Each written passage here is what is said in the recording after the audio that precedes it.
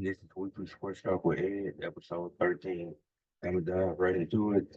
I will start with AEW. It's AEW Grand Slam that's taking place this upcoming Wednesday. It's not a pay-per-view. It's one of the TV events they always do. But before I get to that, two things that happened on Dynamite from last week. The Blackpool Combat Club and Private Party have started a feud. I guess it started on Collision last week, and now it's been carried over to Dynamite. As Blackpool Combat was coming out, they were talking. Private Party came up behind them, attacked them, but they just simply outnumbered them. It was still a 3-2. Darby Allin came out there, but his beef was strictly with John Moxley, and I'm gonna get to that in just a few moments as they have a match at Grand Slam. Then Ricochet, he had a match with the Beast Mortos. He won. And then he went backstage and talked to Will Ospreay, and he got himself a title shot October 2nd, with his fifth year anniversary of AEW Dynamite. So I'm gonna get to Ricochet later as well. But now to Grand Slam, which is gonna be taking place in a few weeks, but not in a few weeks, but this upcoming Wednesday. Brian Danielson might be wrestling against Nigel McGuinness. He still hasn't been cleared, but why? Uh, I figured out that they robbery started in Ring of Honor a long time ago. And Nigel McGuinness, he always played second fiddle to Brian Danielson because he was always winning major championships. And Nigel McGuinness, he looks at this like he wants revenge now. He wants to get one up on Danielson. He still hasn't been cleared yet after the attack from the Blackpool Combat Club a few weeks ago after he beat Jack Perry to retain the AEW World Championship. And Nigel McGuinness don't even want the World Championship. He just wants a chance to fight Brian Danielson again and get that win. And speaking of the Blackpool Combat Club, John Moxley had a match against Darby Allin, and it's for Darby Allin's guaranteed world title shot, which he can use anywhere, any place. I forgot how Darby Allin got the shot, but he's putting it up on the line against John Moxley, which should be a fun match. For the last one with Danielson and Nigel McGuinness, if Danielson is cleared, he'll probably win. He's the world champion, where it makes sense for him to lose, especially if it's not like an eliminator match or something like that. But back to Moxley and Darby, this should be a good match. I don't know who's gonna win this one. It's really tough to say because you got Darby, who he earned the title shot, but Moxley, you probably don't want him to take a loss in this new role that he's doing. But it's gonna be a tough one. I think John Moxley will probably win it. I'd love to see Darby win, get get that win over John Moxley, this but the entire match started looks pretty good, and this match should be great. Mariah May is defending the AEW Women's World Championship against Yuka Sakaki. Mariah May, she has it, and she gets to pick who she defends her title against. So I don't know who this woman is, but I'll be there to watch. Hopefully, it's a good match. I don't know much about her. She might be from a different promotion. Not really sure, but Mariah May, she's defending the title, and she gets to pick her opponents and who she wants to defend against. The Young Bucks are defending the AEW World Tag Team titles against Will Ospreay and Cal Fletcher. Now, first, it makes sense because Will Ospreay, he's the international champion, already has a championship. But I'm thinking Ospreay and Cal Fletcher win, become the new tag team champions, take it off the Young Bucks. That way, you keep the title on Will Ospreay because he's one of the best signings AEW's ever had. They've already gave him a title. In a few months, he's officially been there. They're gonna treat him right, and then he's gonna lose the international title to Ricochet October 2nd at the fifth year anniversary of AEW Dynamite. So that way, Will Ospreay will be a W. I think he'll be a double champion, not for too long, but then him and Kyle Fletcher, they're best friends in real life, so they probably would love to have that opportunity together to win the tag titles. The Young Bucks reign has ran its course. They don't need the titles. The EVP gimmick is great, but they don't need the titles. the titles definitely helped elevate that gimmick, but now it'd be a good time for them to lose those titles. Then, as far as I know, it's uh, Hook is also defending the FTW championship against Roderick Strong. These are the five matches I know for sure are happening on Grand Slam. Don't know if an extra match will be added or not. But Hook defending the FTW title against Roderick Strong. I'm still confused on how the FTW championship works and what's the true meaning of it. I feel like Hook should have lost that match to Jericho and been in another title picture because Hook is a great wrestler. Roderick Strong, he's a great wrestler too. There's other championships these guys can be competing for, like the FTW championship. There's no emphasis on that. There's really no focus. Yeah.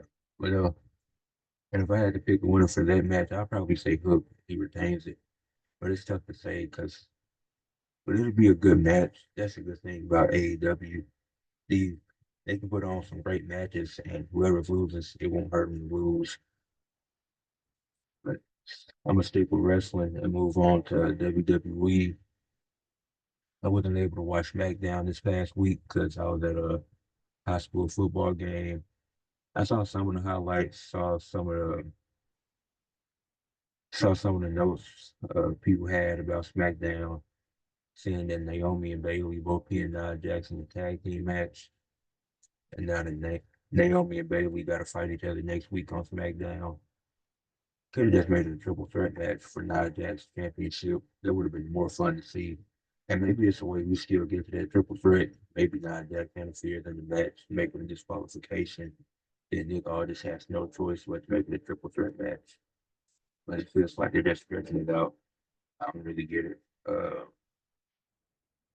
The Bloodline still feuding with DIY, the Street Profits, Kevin Owens, Cody Rhodes. When it gets down to war games, these things are gonna be looking real interesting because the stuff that they're doing with Jay on Raw, I prefer they keep Jay away from the bloodline as long as possible. Jimmy don't know where he's at. I know he's out with an injury. Hopefully he's all right and can return soon. Man, I did see the segment that Roman Reigns had with Cody Rhodes on the Georgia Tech field. There was a intense segment. Roman Reigns, he played football with Georgia Tech. That's that's his home turf. And Cody Rhodes from Atlanta, Georgia. So that's a great segment. And they have to work together, team up to take out the new bloodline. Because Roman has nothing to lose at this point. He's lost everything. He's lost Jimmy. He's lost Paul Heyman. Lost the Uber Fowler. Lost the bloodlines. All Roman can do now is gain. Obviously, after this whole stuff with the bloodlines done, Roman is going to be coming after his title again. I see. That's about as much as I see Andrade and Carmelo Hayes are gonna have a six match. Yeah, like I predicted, and like I was hoping for, it's gonna be a best of seven series. After the five matches, I didn't think it was done. I'm glad it didn't, because Andrade and Carmelo, they consistently put on banger matches, and honestly, they should end it their last, because Carmelo won a six match to make it their way to set up a seven match, and it should be at a pay per view. And I don't know how fast they'll be able to set it up, but maybe you I think Crown Jewel is in November, so they would have to wait a month for that. But anyways, that's everything I got from SmackDown. Because I was only able to see highlights. I didn't watch any of it because I wasn't at home. So for the Raw side of things, for Raw, it was a solid episode of Raw. Xavier Woods and Kofi Kingston still not on the same page. Wood, they had a match with the Judgment Day for the tag titles. They were fighting Finn Balor and JD McDonough. Xavier Woods, he went to the back. He let Jay, Priest, and Rhea know. He was like, I know y'all got y'all issues with the bloodline, but I want to try to get this win on my own. So can y'all please stand in the back? That's what he said. That's basically what he said to him. And Jay, Priest, Rhea, they was like, okay, we got you. We'll stand in the back.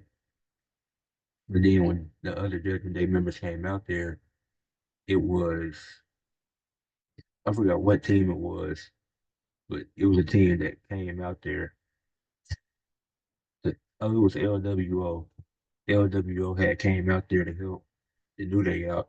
Then Kofi got distracted and he took him out. Xavier Woods he had I forgot if he was paying a fan or JD, but it was like a 5 or 6 count, and the ref was distracted by all the commotion on the outside, which I don't know why. It should have been in the ring counting the pin.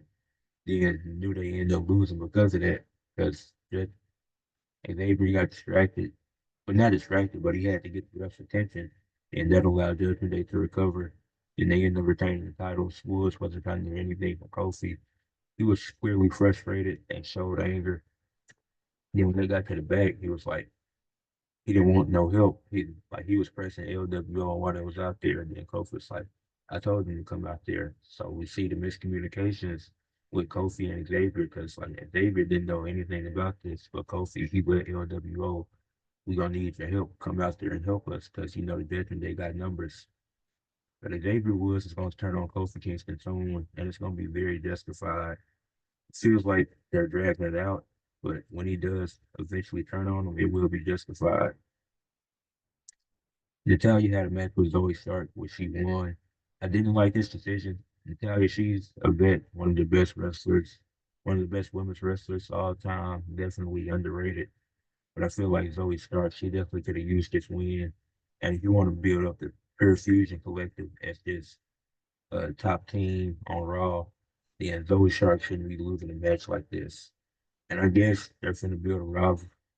Well, Pure Fusion Select, they already had a rivalry with Selena Vega and Lara Valkyria. Now I guess Natalia gets their third and then have a 3-on-3 match at some point to blow it off. Yeah. I mean, it's nice to see that Natalia is getting TV time, but Zoe Stark shouldn't be taking L's at this point because it's not going to do anything but hurt her. Braun Strowman and Brunson Reed, they got into another brawl. Uh, Braun, Brunson Reed, he tried to go after Braun Strowman, but then he went into the turnbuckle, pulled it completely out. So can't have a match with just two ropes.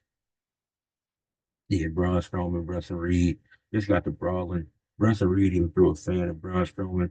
And the fan, the identity of the fan was also the same security guard that Paul Heyman had hired for one episode of SmackDown and Cody Rhodes took out. So obviously it's a paid actor. No, it's not just some random fan. So the guy's all right. Yeah, these Braun Strowman and Brunson Reed segments, these have been amazing.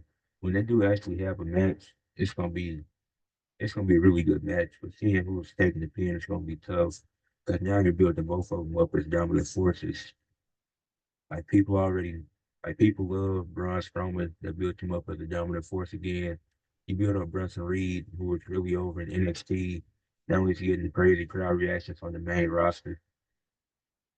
And both of these guys could get championship shots, whether it be Ron Breaker for the IC title, Gunther for the World Heavyweight title. They're definitely valid title contenders. And speaking of the World Heavyweight Championship, Sami Zayn and Gunther had another segment. Sami Zayn still wants to face Gunther for the World Heavyweight Championship. He tried to drive a wedge between Gunther and Ludwig Kaiser.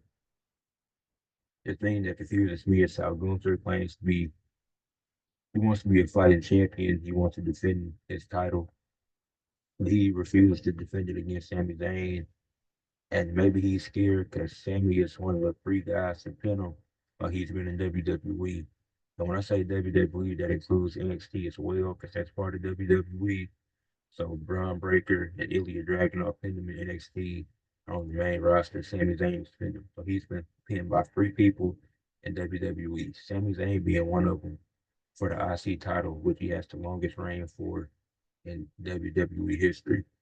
So it could be a Gunther's like in the storyline, Luther is scared that Sami Zayn can take the World Heavyweight Championship away from him, which is why I keep saying no.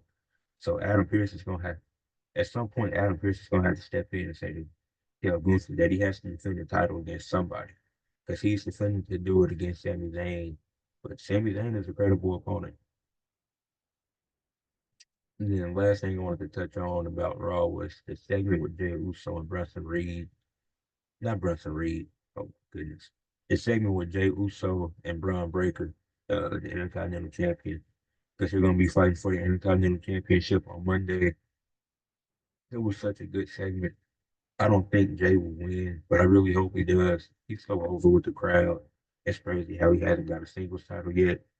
And like I said, I hope, even though people wanted the Bloodline Civil War, I hope Jay stays on Raw and keeps doing his own thing for a little while.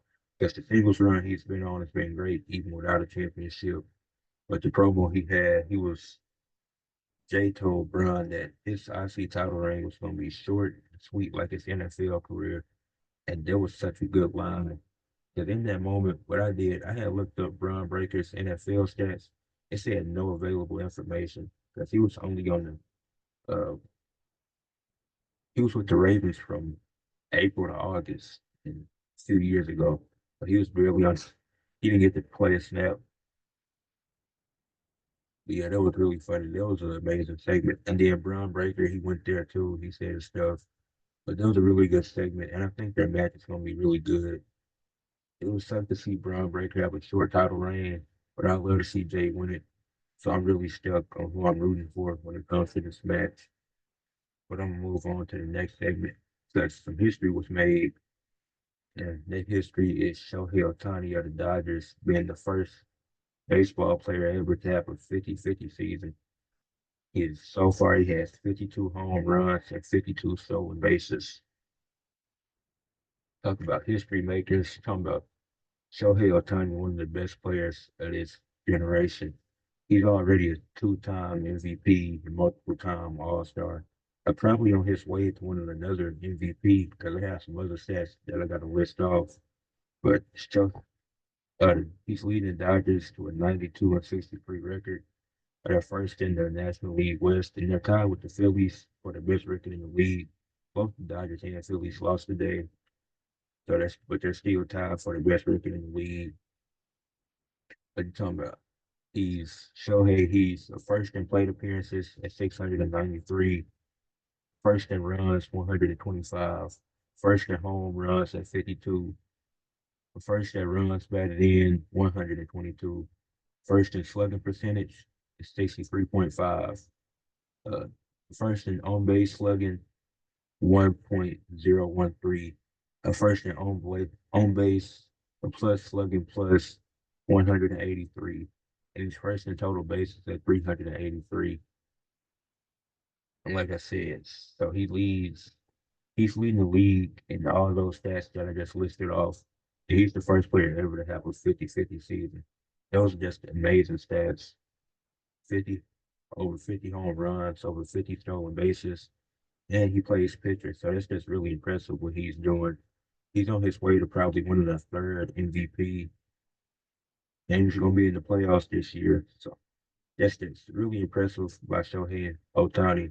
I'm a casual baseball watcher, so it's not gonna act like I'm sitting up here watching baseball religiously every day as I do other sports.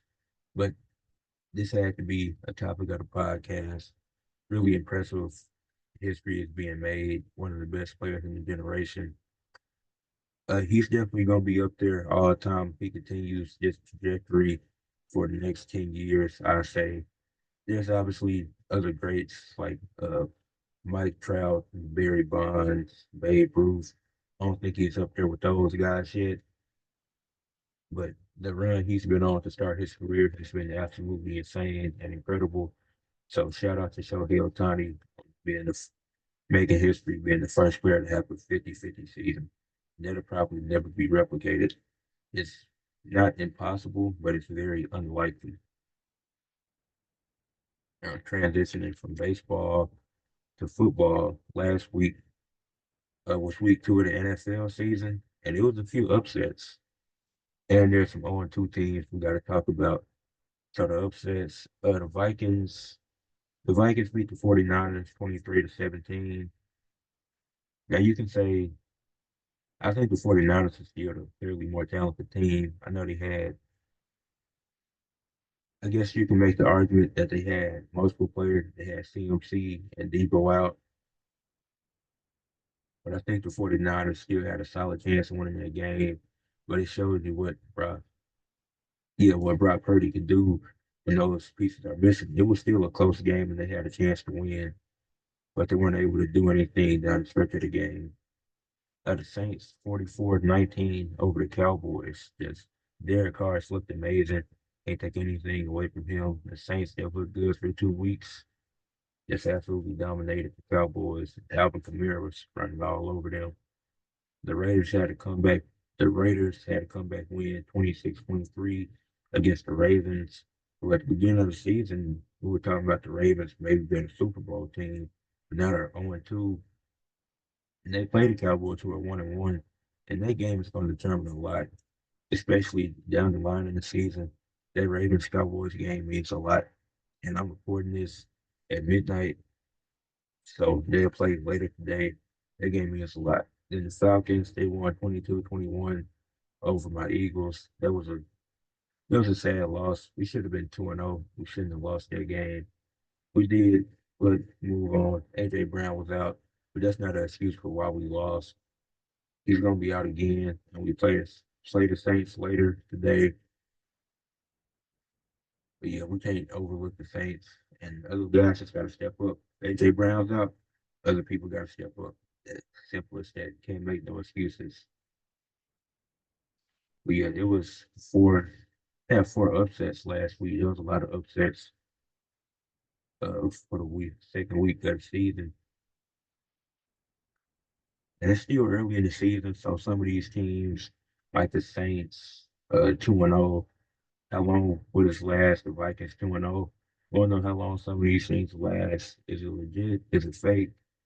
We'll find out in the coming weeks as we get deeper into the season. It's still just week 3, so it's like not much can be said about some of these teams, but there's 9 teams that are 0-2, and week 3 means a lot for all of these teams, but some more than others.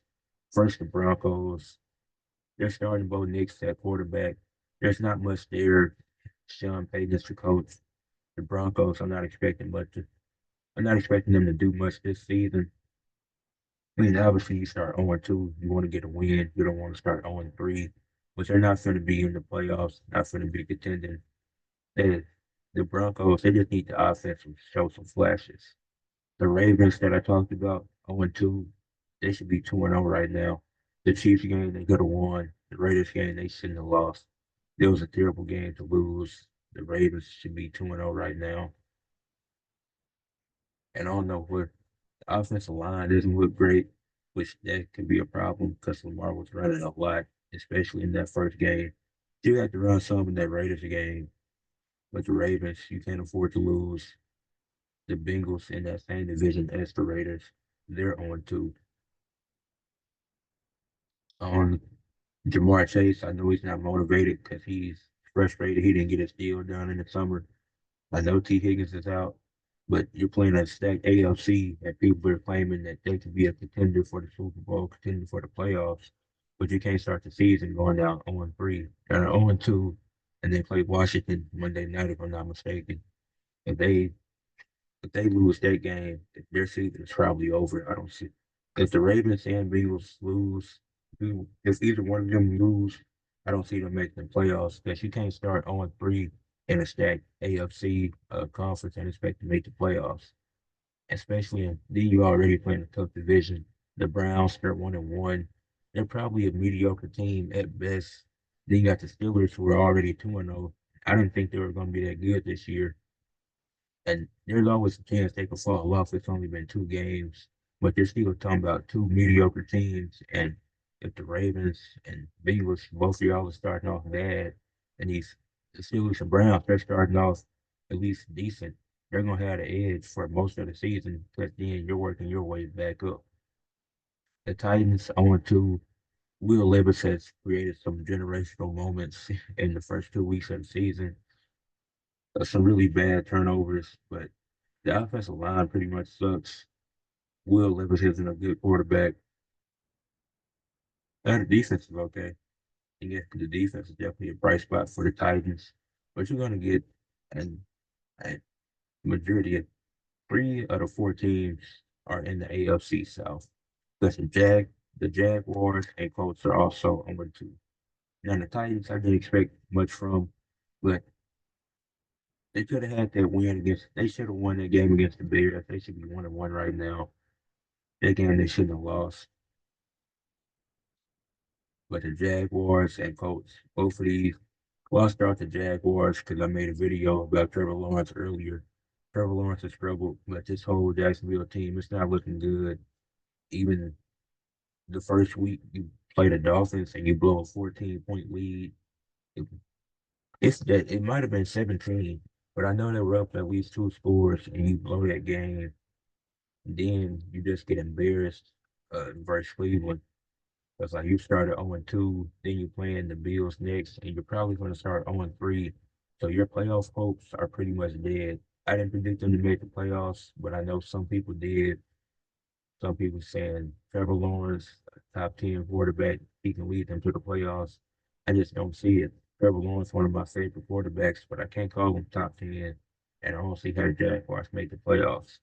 Now, the team I did predict to make the playoffs, the coach, also 0-2. Anthony Richardson. I don't know what happened in week two, but I never want to see it again. Week two was a terrible performance by Anthony Richardson. It was probably the worst game of his NFL career. And he's still learning. It's his second season. He obviously only played 4 or 5 games last year because of injury. But last week was just bad. The first week was very promising. It was a great game. The Texans just out talented them in that game. But that package game, they should have had one. They shouldn't have lost that game. The Giants, they're 0-2. The Giants just simply suck. I don't expect them to go anywhere. It's just a moral thing if they want to get a win at some point. Yeah, not not not saying much about the Giants. It's not even worth it. The Rams, the injury bug that hit, and Puka Nakua and Cooper Kupp are both out. Those are your top two receivers. So Tutu Atwell is your wide receiver one now for the next few weeks. That's not going to be great. Dan Stafford, he's been okay so far, but the Rams, they're gonna contend. I expect them to fall off. I don't know how it would have happened. Because I didn't expect the injuries. It's hard to predict injuries, but I said these one of the teams that would probably regress, and it looks like that'll be the case. But yeah, they should. The team is still solid. It's just it's a lot harder to win games now that the receivers are out. So it's not as much pressure on them. It's like they were a playoff team. Yeah, they were a playoff team last year, but they probably won't get back there this year. Then the Panthers, I already talked about this in the Bryce Young video. The Panthers are just an embarrassment. I don't understand what's going on in Carolina. They think Bryce Young is a problem. It's not Bryce Young. It's the management. It's David Temper. It's a lot of the Panthers are just very dysfunctional. I'm not going to sit up here and lie like Bryce Young is amazing, but Carolina didn't surround him with the right tools and pieces. So to just move on from him after 18 games doesn't really make sense. Because most rookie quarterbacks, especially first round ones, they're getting 2 or 3 seasons. And gave a guy two coaches, no, three coaches in 2 years. I don't know how they expect him to work with that. Yeah, that covers everything about the 0-2 teams and the upsets. Most of those teams are in must need or must win situations heading into week three, but also starting the same day as well, yeah, the week week three continues, but the WNBA playoffs are starting.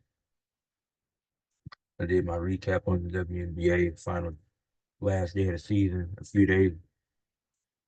It was like a day or two ago. But yeah, I'm gonna do my playoff preview.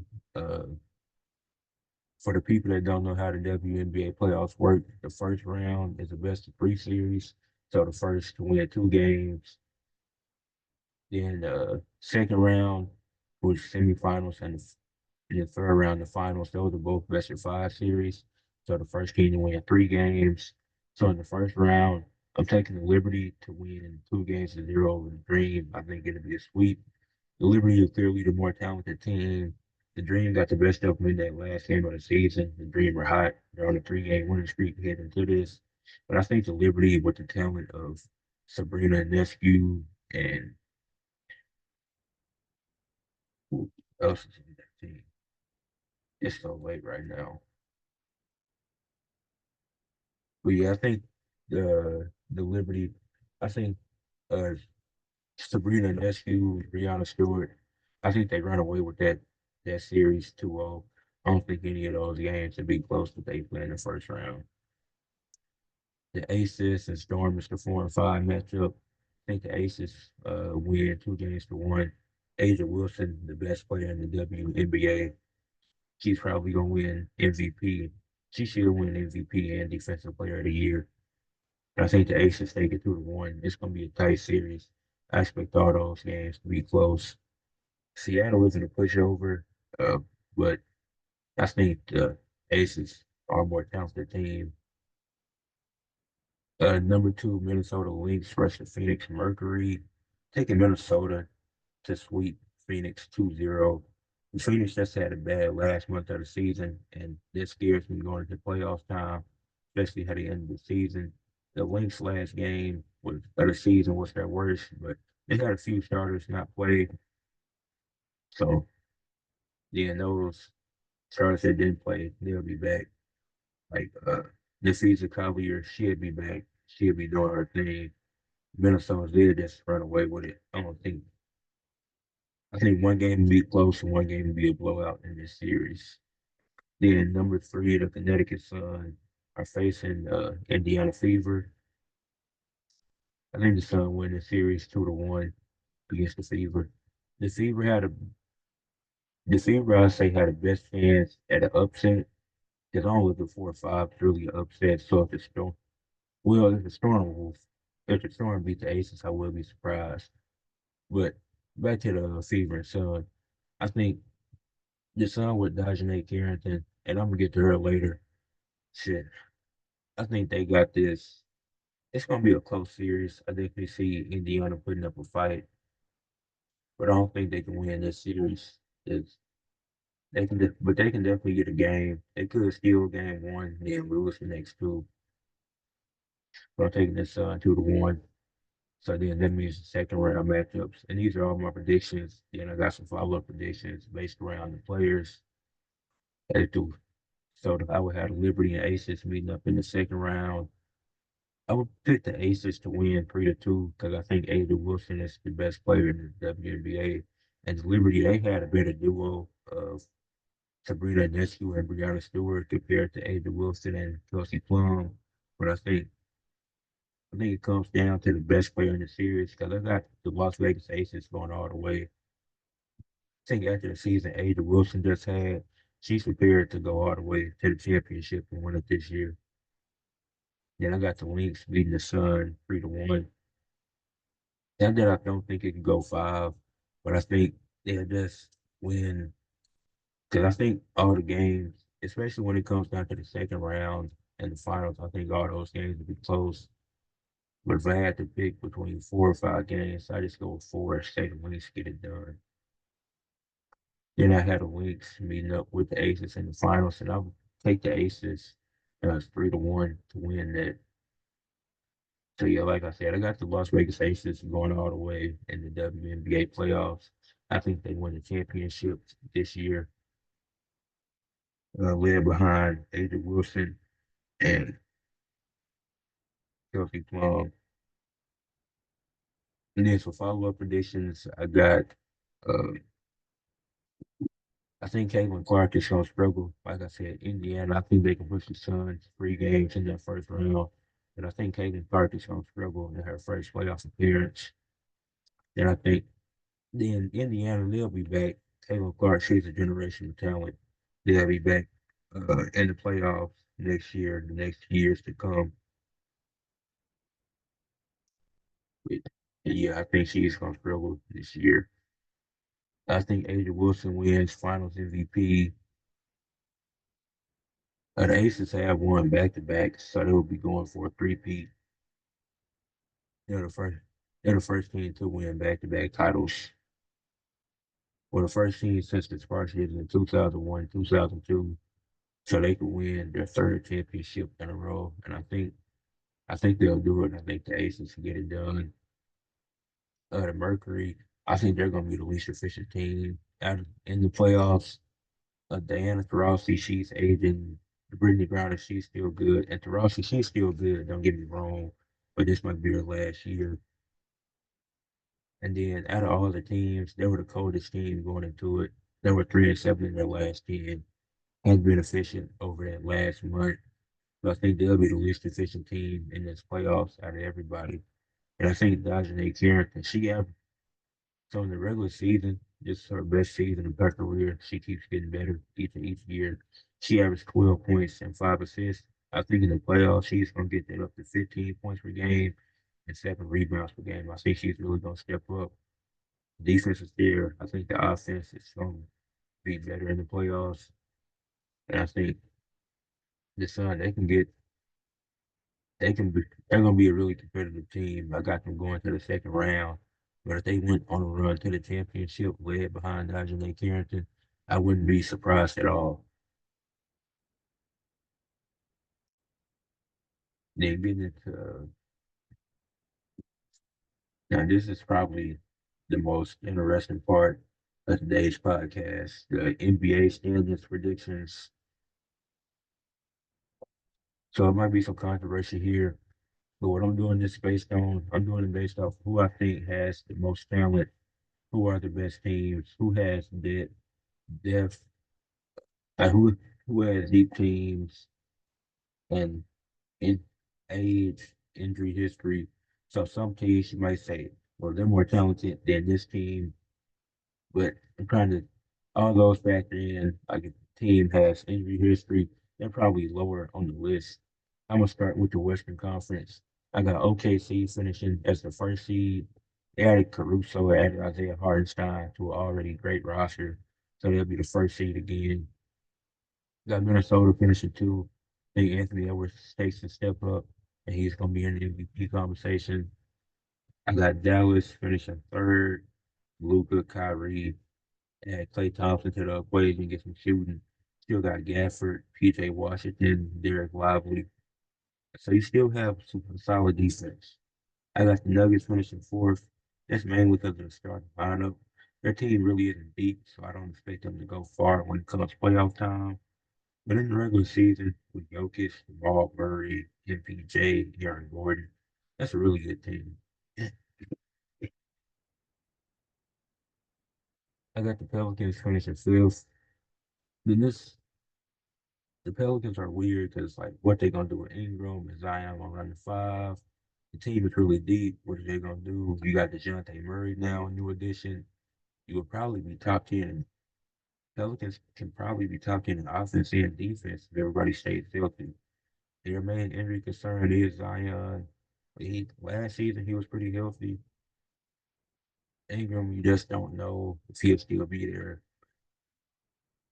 There's some two drastic happened where it's changed how I feel about or how these seasons in the standings. I got the Kings finishing sixth. I think the addition of DeRozan is really helpful. I think it makes their offense top five offense again. I think the Kings are going to be really good this year. I'm buying high on the Kings. Some people might not want to. I remember I I predicted them to fall off last year. I'm predicting them to come back up this year. I think they're gonna have a really good season. At seven, I got the Grizzlies. Ja Morant coming back, but this team got a lot of injury history. Team is still solid. They're still a top 18 out west, but I wouldn't say I comfortably put them in the top six, especially with all the injury history that they have on this roster. Got the Phoenix Suns at eight. They added Tyus Jones to get a point guard, but I don't know how much it helps because that one move alone doesn't propel you into the top six again. There were six last year by 2 games. I think other teams in the West have gotten better. Just, but they added more. Like the Suns, they're better than what they were last year, but they can still fall down to eighth just because of how stacked the Western Conference is. You got a healthy Grizzlies team coming back. Got the Pelicans with new additions. Got the Kings with new additions. And if you disagree, that's fine. But I just think the Suns they fall at eight. 9 and 10 is where I had the Rockets and Spurs, two young teams that I expect to take leaps and be in that play in. Spurs, I well, the Rockets, they got They got a lot of young talent. Probably have too much young talent, but they also have some veterans. So this team, I expect, and they almost made a push to the play-in last year. They were 41-41, missed by about 2 games, if I'm not mistaken, maybe even one. So I believe they can get up to 9 this year. And 10 the Spurs. They have Wimby. They added CP3, added Harrison Barnes. Still got Devin Vassell. It's a really solid team. They can be a 10th seed. And with Chris Paul, they can maybe even get higher than that. No. And now I know some people are probably wondering, well, what about uh, California teams that haven't been named? Well, at 11, I had the Warriors. At 12, I had the Lakers. At 13, I had the Clippers. I don't trust any of these teams. I'm thinking all three are going to regress. They don't have the criteria. These teams aren't really deep. They have star power, but it's like they're not really top. The Lakers will be top 10 in defense, but the offense is going to be middle of the pack. Then you don't have a solidified third star. For the Warriors, you have Steph. There's no solidified third star. But I think the Warriors are deeper than the Lakers, which is why they'll be 11 and miss the play in. And all three are going to miss the play in. But I think the Warriors, they're deeper than both of these teams. Then Steph, he's still amazing. But I don't think they have a team to compete in the play in. The Lakers, it's just LeBron and AD. There's no solidified third option. Austin Reeves is cool, but it's like, is he a third? Would you call him a star player? Probably not. In the Clippers, it's just a lot of this is I'm trying to predict the health as well, and I don't know how healthy Kawhi will be. So a lot depends on that. Because obviously, if he plays, they can be higher. But I don't know. Just him and Harden, I don't trust this team, especially Russ going to Denver, PG going to Philadelphia. It's hard to trust them. Then 14, I got the Jazz. Unfortunately, Laurie Marketing, he's great. This Jazz team, they're actually pretty deep with young talent, but won't be enough to be over any of those teams. Then last, the Blazers, I think that one's pretty obvious. Not much to say about the Portland Trail Blazers. Then for the East, got the Celtics going, finishing first. Still got a deep roster. And they signed Lonnie Walker the fourth, which I don't know how NBA teams allowed that to happen. It just adds to their debt, to their depth. They have a deep roster now, and Lonnie Walker the fourth. Number two, I got Philly. They added Paul George. You got a big three, a PG, and V, and Maxey. It's gonna be a great big three. And then one goes down, you still got two to rely on. If one's struggling, you got two to rely on. So that's just really good for Philadelphia. The Knicks, they had Mikal Bridges. OG had an open re-sign. I think they finished third. I'm expecting Orlando to bump up from 5 last year to 4 this year with the addition of KCP. I expect Paulo to take a jump. I think he averaged 25, 26 points this year. He'd be all NBA conversations, maybe be MVP conversations. I really like Paulo. Huge fan. Think he's going to do great. And think Orlando's going to do great. But and, and 5 at the Cavs, they didn't do anything. Got the same roster as last year, but still a really good roster. And still a top 10 defense in the league. So Orlando and Cleveland, they'd be swapping spots from last year. That's last year. The Cavs were 4 and Orlando was 5. They went to a 7-game series. The Cavs won. And this year, I think it'll be the Magic 4, Cavs 5. And I think if they played again, Orlando will win. But I think it'll go 7 just like it did last year. But I think some of the games will be a lot closer. Still going to be a lot of defense played, that's for sure. Number 6, they had the Pacers. Get a full year of Tyrese Halliburton and Pascal Siakam. That's going to be great. I'm getting to see them too for an entire season. Number 7, I had the Bucks. This one talking about aging. You still have Brooke Lopez, who's having back problems. I don't know, but you might have to start running Giannis at center again because they did it when he was younger. But this Bucks team, the defense is still going to be bad. The offense will be pretty good, but I don't trust this team at all, especially with the aging Chris Middleton, Dame. That's why I had him at 7. They can very easily beat anyone. A 4 through 7 is all interchangeable. Really, 4 through 8 is interchangeable because the 8 I had a Miami Heat, obviously led by Jimmy Butler, Bam Adebayo, and um, there's not much to say about the Heat because they always seem like they're in that tier around that range. But the Hawks, I got finishing 9, so they've been to play in again, just like last year. Much hasn't changed. I guess they're going with the less is more theory. Maybe that works out for Atlanta. Maybe it doesn't, but we'll see. At 10, I got the Pistons. I think Tobias Harris was a great signing.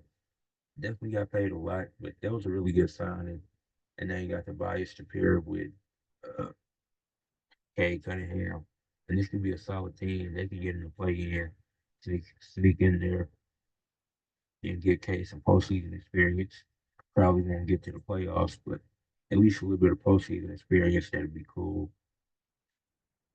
Then 11 was the Bulls, 12 the Hornets, 13 the Raptors, 14 the Wizards, 15 the Nets.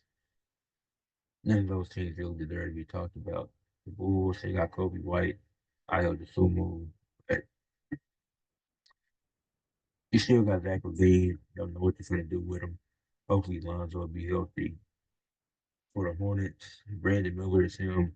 LaMelo stays injured. Mark Williams is a solid center. If LaMelo stays healthy, they could potentially make the play in. The Raptors, RJ Barrett. We're going to be calling RJ Barrett, RJ Barrett, Rio Stone. I think RJ Barrett will have a good season. You got quickly over there. You got Scotty Barnes. That Raptors team is solid. It's just like no veteran presence there, really. But I think all those guys are pretty mature. 14, the Wizards. I'm not talking about the Wizards and the Nuts. Neither one of those teams are terrible. They're both going to suck and be terrible. But this past week, the PBA Elite League playoffs, bowling playoffs took place. The Muscle defeated the Kingpins 2 games to 1. Game 2 was really close. That was really competitive.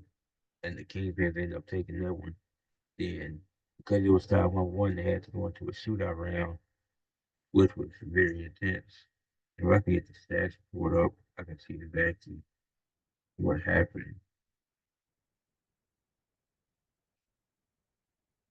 Yeah, the Kingpins, well, the first game, the Muscle won 254 to 229.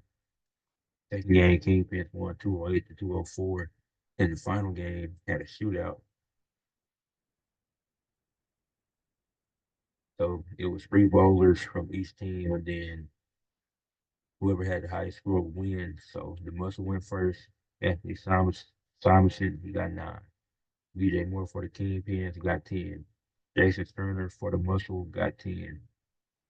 Chris Barnes for the Kingpins got 9. Justin Knowles for the Muscle got 10. And Packy, I forgot his last name. It was kind of weird. He got 10. So it was a tie once again because it was 29-29. So the tie had to be broken. So another bowler came up. EJ Tackett, he got a 9 for the Muscle. Then Marshall Kent went up there and he got a 6. And the Muscle won 38 to 35.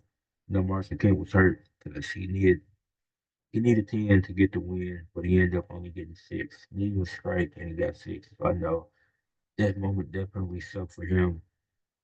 Akron, they defeated LAX after Jason Belmont choked. Uh, LAX could have had it. They could have extended the game and would have been in the shootout round. But that wasn't the case. Then the High Rollers defeated the Muscle. They had a game of 298. They almost had a perfect game. Andrew Johnson, not and Andrew Anderson, he went up there. He got back-to-back strikes. He just needed one more to get that 300. Then he got 8 pins. He was so close to bowling the 300 game. The Lumberjacks defeated Akron 3 games to 1. Then you get to the championship, and the High Rollers They defeat the Lumberjacks. These were the two best teams in the playoffs in the league. It was 3-1. Andrew Anderson, he just went off. He was really great. Yeah, but that concludes everything that I had to talk about today. Then the last thing, y'all know, as we always do, athletes of the week. So for the NFL, I went with Alvin Kamara. He had 20 carries for 115 yards with a 5.8 average, three touchdowns, two receptions, 65 yards, which is 32.5 average, and one touchdown. So he had four touchdowns in totals. Just ran all over the Cowboys, dismantled them last week with a game from Alvin Kamara. AEW went with Ricochet. His match with the Beast Mortals was pretty solid. Then I enjoyed how he pressed Will Ospreay's. It was like Ospreay when he told me to get my wins up. So I did that. Now I'm back and I'm getting myself a title shot. So I really like that out of Ricochet. For the WNBA, this was a close race. It was six different people I had. And honestly, I can go through it. I had, well, the person that won it was Asatu Sabali for the Dallas Wings. Even though they went 0-2, she averaged 26 points per game, 6.5 assists per game, 8 rebounds per game, block and a steal per game, shot 92.8% from the free throw line, 64.2% from three, and 57.6% from the field. She just had a really good week. And Dallas, they went 0-2, but she was doing everything that she could to try to get the win. Some of the other people I had was Brianna Stewart from the Liberty. She averaged 23 points per game, 10 rebounds, point 0.6 assists, 1.3 steals, shot 45% from the field, nearly 36 from three, and 90 from the free throw line. Uh, the KK Alu Mike for the Storm, she was averaging 19. She was averaging nearly 20 points per game, 7 rebounds, 26 assists, 23 blocks, a steal, shooting nearly 61% from the field, 43% from three, and 86% from the free throw line. De'Erica Hanby, she had a really good week as well, averaged 22 points per game, zero point 0.6 blocks, two steals, three assists, 9 rebounds, 58% from the field, 38% from the 3-point line, 69% from the free throws, which they wasn't great, but other than that, she was really solid. Brittany Griner, she was averaging 17 points. She didn't make no threes. She only took about three of them, though. 66% from the field, 83% from the line, 7 rebounds, two assists, 1.3 blocks, zero point 0.6 steals. Tina Charles from the Atlanta Dream, 15.3 points, zero point 0.3 blocks, 1.3 steals per game. Uh, 3.3 assists, 11.3 rebounds, 66% from the free throw line, 51% from the field. Those are the candidates I had this week. I had six of them for the final week of the WNBA season. But ultimately, like I said, I went with Satu Savali, despite the Wings going 0-2. She was the best player in the WNBA this past week. For WWE, I went with Xavier Woods, even though he lost the tag team match. He looked great in that match. And then the backstage interactions with LWO and Kofi, just doing a really great job playing his role really well, making the moments more intense. For PBA, Andrew Anderson, the MVP, he had 10 strikes and two spares, had zero opens. That's just insanely impressive for what then took home an MVP and won the championship. Then for NCAA football, which I didn't talk much about today, but there was some good games on. That's why I'm doing the podcast so late because it's 1:30 in the morning right now. But Khalil Mullins for Michigan, as Michigan beat USC 27-24. Khalil Mullins, he had 17 carries, 159 yards, which is 9.3 average, 2 touchdowns. Had a really good game. So those are my athletes of the week. And that's it for this episode of the podcast. Please leave a like, subscribe to the channel, and comment down your thoughts on anything I talked about today. Peace.